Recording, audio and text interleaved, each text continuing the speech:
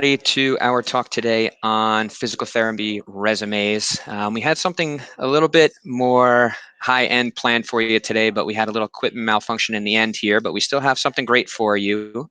I'll be giving you a lot of information about physical therapy resumes, the reason why you want to have one, I'm going to talk about the specific components that you want to have in a resume, and also I will give you a lot of information from the employer's perspective. I've reviewed thousands of resumes, and before being the person on the other end who was reviewing the resumes, I had the feeling of, or the thoughts, I really didn't understand the point or purpose of having resumes, but now that I have reviewed resumes, I do understand the point. So the first thing to know is resumes are very important. Let me talk about why resumes. When it comes to resumes and the hiring process, you have a hiring manager on the other end, and this is a person who has a job to do, and their sole job usually is not hiring. So most of the time, especially for physical therapy practices, if you're looking to work at a private practice or really anything like that, the person who's going to be reviewing your resume is likely either someone on the staff or the physical therapist owner of the practice. And that person likely doesn't have that much time. So why resumes? Well, because the employer wants to know very fast if this person who's applying for their job is even qualified. And if they're not, they want to move on to the next one so they can get on with the other things that they have planned for themselves during the day. Typically, employers in an area can receive a lot of resumes, so they're not spending a lot of time looking at resumes. So that's why it's very important to structure your resume specifically in the way that I describe later. Although there's variations between the components that you may have at each step of the resume, and I'll show you what I mean just a little bit later on, it's very important that you have a few core components, which I'll describe. Now, what is a resume?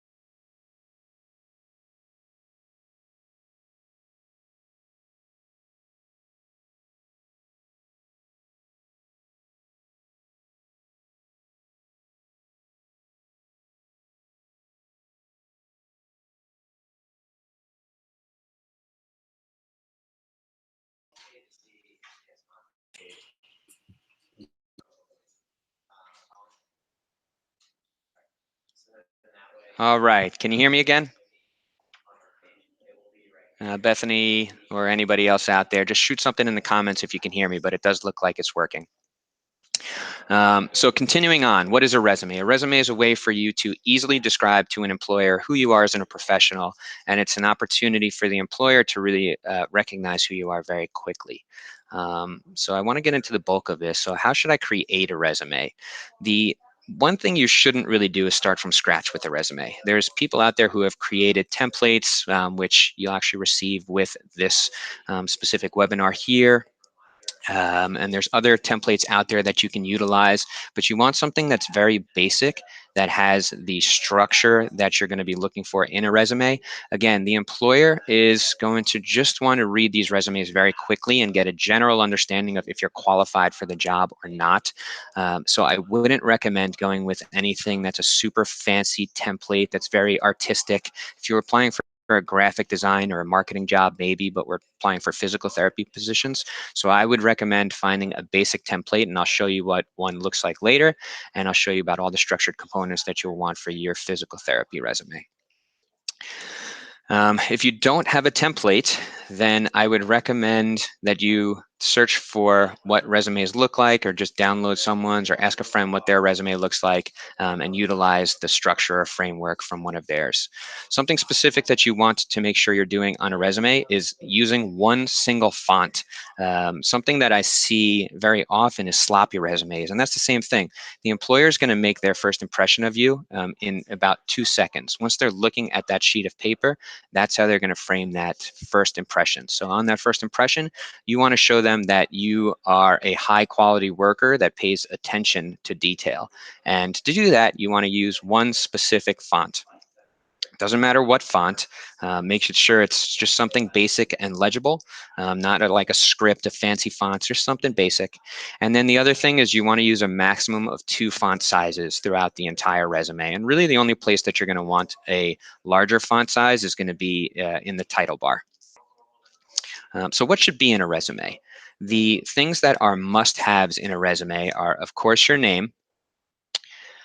You're going to want some people say yes, some people say no, but I believe that you'll want a customized summary right at the top. And when I say customize, I mean you're going to want to mention the specific clinic that you're applying to, put their name in that customized summary. I always appreciate that when people put the name of our company when they're applying for positions, because that tells me they've at least taken that extra step to customize this for us. They're not just sending it bulk out to everybody. If you're going to have a generic summary in there, you may want to take it out. But if you're going to customize it and put the name of the practice that you're applying for, that's just that little extra. It's just like when you hear your own name, that resonates with you well. Same thing for the practice. When they see their name on the piece of paper, they know specifically that you are talking to them and you're sending that resume very, very specifically for them, and you're interested in their job. The next thing you're going to want on there is contact information. You want the employer to be able to get in touch with you. It's great to put your phone number and your email address on there. You'll also want to include your address as well. You don't have to put your exact street address if you don't want to, but it's nice when you're able to see that the candidate is actually located where your practice is, and that they're not going to have to be commuting, 2 hours to get there, because that's likely not going to be a good fit in the long run. Although there are some people out there who don't mind commuting 2 hours. I'm not that person, but it's for an employer that would be something that they'd want to see there as well. The next thing is licensure information. Now, if you're just graduating, you're going to want to put your expected licensure date, and you may also want to put the date that you're going to be taking the board exam as well. The expected date and the board exam are important for the employer so that they know that you're prepared to be able to work, and the when is important for them too, because they're going to want to be planning their patient caseloads for when you may be able to work, if they do so choose to go with you for that specific position. The other things you want in there are your work history and or your clinical experience.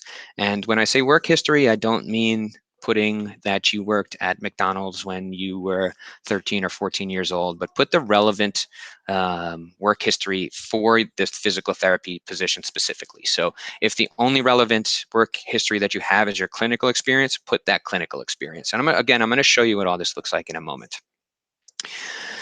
Now, taking things from the employer's perspective, what they want to see on this is just strictly if you are qualified and if you're paying attention to detail. So make sure that there's no typos in there. Typos are huge. Take that extra time, put that in that extra preparation to read through your resume. Have a friend read through your resume and make sure there are no typos in. Again, the format, just so that it looks very basic, clean, and it's formatted appropriately with bullet points and it's easy to read. That's what you're going to want to see. So I'm going to take you through what this looks like, and we're going to go through an example resume here. If you do have any questions, just ask them while we're going. I'm going to be focused on, but I'll also get to the questions as well. If I don't get to it immediately, I will get to your question shortly. Okay, so let me share my screen with you here. Let's pull up this resume, and I'm going to go piece by piece. We're going to build out this resume together. So the first part at the top here that you are going to have is your name. I am not Devin Patricia Thorne, but this is just the example person that we have here. DPT. So you're going to want to have your name, and this is where you can have something in a larger font. As you see here, we're using this Garamond font because we have our exciting content team here who loves their Garamond font, but you can use Times New Roman or any of the other basic fonts as well. Or you can use Garamond if you want to be um, extra cool on that side of things. So after that, again, you're going to want to put your location, your phone number, your email address, and this information to be formatted exactly like this, but you want it just basic, clean, and easy to read. The other thing you're going to want down here, maybe or maybe not, if you have a good LinkedIn that is, again, it's clean. If you have some content on there, if you have some articles that you've written that you want the employer to be able to see, it's good to put your LinkedIn link here. I always like to see a LinkedIn link, especially again if the person does have this additional content. They've written articles on LinkedIn. They're engaging. It's professional. That's an extra bonus for you to really show yourself off and stand out. Twitter, same thing here. If you have a Twitter where you're engaging professionally, it may be good to include it here. If you really use it more for social things and it's not the most professional Twitter, then you might want to leave that out. And I would always leave out Facebook and Instagram. I would never, ever put those on a resume. Any questions about this first top part here? Pretty straightforward. Really just want your contact information. So the next section, again, you may or may not want to have this here, is a summary. And you'll only want to have this here if it's customized for the practice. Like I said, if you were applying to CovalentCareers, you would want to have ambitious, motivated physical therapist looking for a clinical job at CovalentCareers or something to that effect, just something that mentions the name of the practice. Now, I have a question from Bethany Hayes here. What are your thoughts on adding work experience prior to PT school, but related to PT? I.e. work in PT research clinic in grad school? Very good question, Bethany. I would say that that is good to include, especially if you're a new graduate and you don't have that much content to fill up your resume with. Employers will like to see you going above and beyond, and what that will say to someone is that you have a strong work ethic, that you were doing things that were moving you in the right direction towards your career, and you were thinking about those things. So yes, you can include those, but I would make sure that you're keeping the resume short and succinct. And if it's going to make your resume run over 3 pages, or I should say over 2 pages onto a third page, then definitely remove that. That would be the first thing I'd remove there. Bethany also asked, also research experience and publications related to PT. Yes, I can include those in a resume as well, but you'd want to have a different section for those things. And we'll go into those other sections in a little bit here. And Rosina asked, does the name and contact information need to be centered for clean formatting? The answer there is no, it does not need to be centered. It could be on the left side, it could be on the right side. Anything that's just clean and very easy to read. You'll find different resumes have different formatting, but just something that is super easy to read there. Also, if you are already licensed, I would put PT, DPT up here.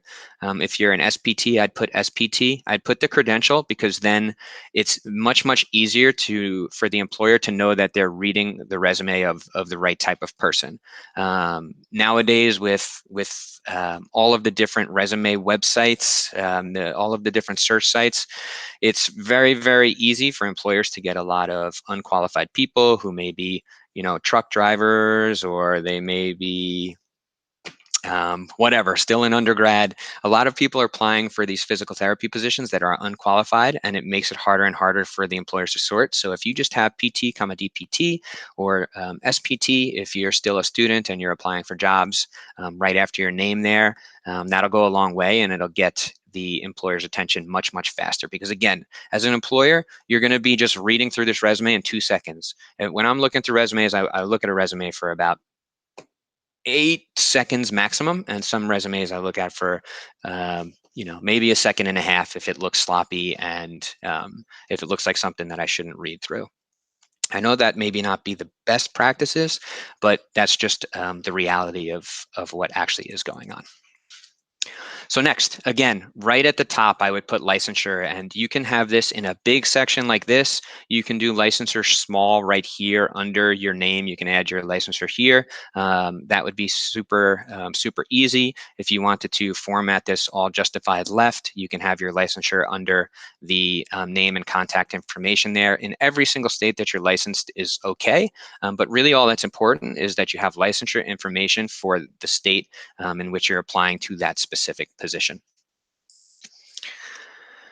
Certifications, you can have your certifications up here, and we also included certifications and additional coursework later. That goes along with also what you were asking about there, Bethany, with research experience and publications. That would go in later sections. I wouldn't put those up here, but I would put those in later sections. Relevant certifications. If you're applying for a hospital or something like that, you might want to put your CPR certification, the updated CPR, and the expiration date on that certification up here as well. So next is your clinical experience, either your work history again or your clinical experience. And you'll want to format it. So you see here, we're in that same 11 font. We just used capital letters up here. Same 11 font throughout. I just wanted to show you that. You want to make it so it's very, very easily read, and you want to use these bulleted lists. Within each of the settings, you'll want to put the patient population that you worked with. So let's say you're applying for an outpatient job. They want to see that you have some outpatient experience. So you're going to want to put that, or orthopedic experience, I should say. So you're going to, or if it's an orthopedic outpatient clinic. So you'd want to put that work experience here, put the patient population. You can write all of these things. You do want to have some content here. You can put anything, something like utilized manual therapy techniques using the whatever the methods are. I'm drawing a blank on methods, or using McKenzie method for diagnosis and treatment of patients, whatever that might be. If there's something specific to the clinic, that your clinical rotation and different skills that you learned there, you can put that in these bullet points here. And then you'll want to list all of that relevant experience for as a physical therapist in your clinicals. And you'll also want to put the dates over here. And you'll want to start with the most recent and then go all the way down to as far back into the past as possible. Again, any questions, just ask as we go, or there'll be time to ask once I go through the whole thing here. So education and continuing education. Now, Bethany, you can, as opposed to going for continuing education here, I would always start with your education, your actual schooling first before I put continuing ed. But you can format it this way with your education under your continuing ed. But personally, I would put the education first, because again, if I am the employer reading through this resume, I want to see a few things very quickly. I want to see your name. I want to see that you are credentialed, and then I want to see when you graduated. And I'm going to get that information likely from your schooling. Where you went to school is not really as important to me. It's only important to me if, in the sense that if you went to school in, let's say, Florida and my clinic's in New York, I'll want to then double check. I'll probably scroll back up to the top like this and double check where you're located. Other employers may look through resumes differently, but I'm just kind of trying to let you into my mind here as to how I'd be reading this, so that you can have a better idea of why you want to structure your resume in a specific way and what type of content you want in your resume.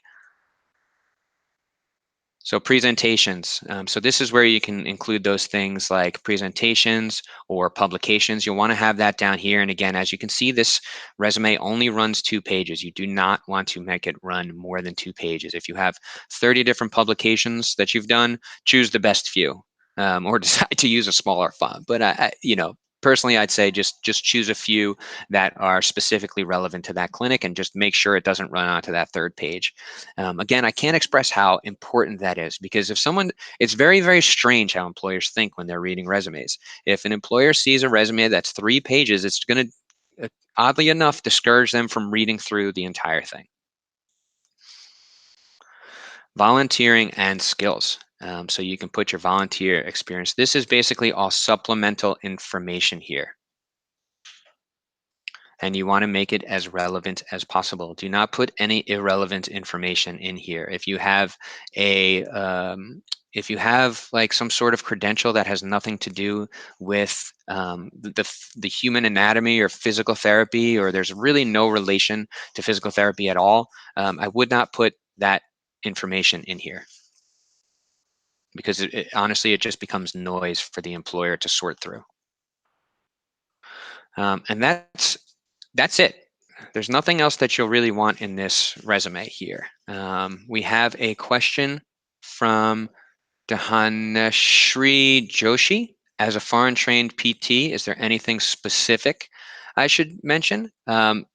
As a foreign trained PT, what an employer is going to want to see is they're going to want to see your schooling, and then they're also going to want to see that you have done the required work to get your licensure in the United States and in the state that you are looking to work in. If you do require visa sponsorship or anything like that, they would also want to know that information. Or if you do already have sponsorship or things like that, you can include that on your resume, which is of course always helpful for the employer. And same thing, I would put that up top here, because again, I can't express this enough. What an employer is really looking for is, do you have the minimum qualifications to do the job that they are hiring for? And if not, what their goal is to move on to the next resume that they have in the pile. I have another question here from Bethany. How important is it to add documentation systems you work with during clinicals? It's not really important at all. Documentation system could be taught within a few days. The employer is really not going to make a decision based on the documentation systems that you used. If you do need more content for the resume, you can put it in there. You can put it in this section right here under any of the practice settings that you worked at, the documentation system. But again, it's not a make or break, so it's not really that important at all.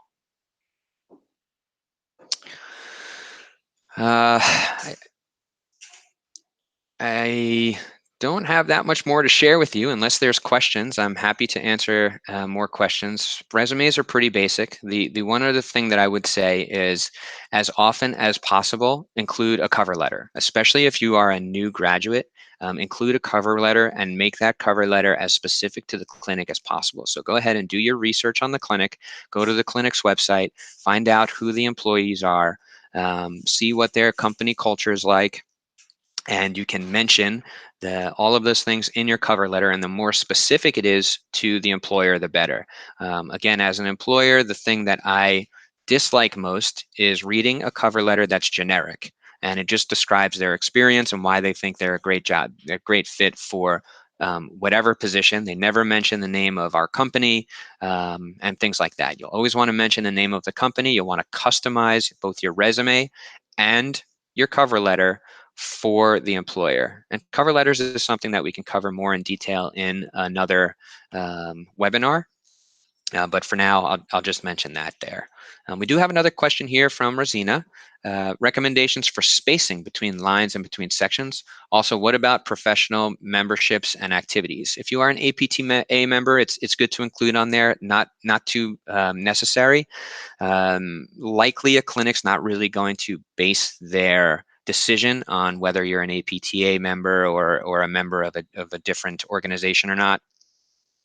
And activities, would you describe activities a little further so I can help understand if activities are something that you'd want to put in there?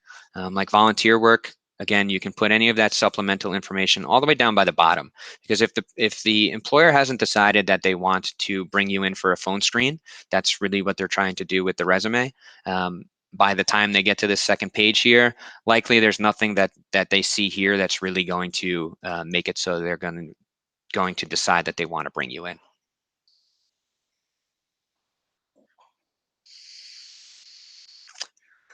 All right.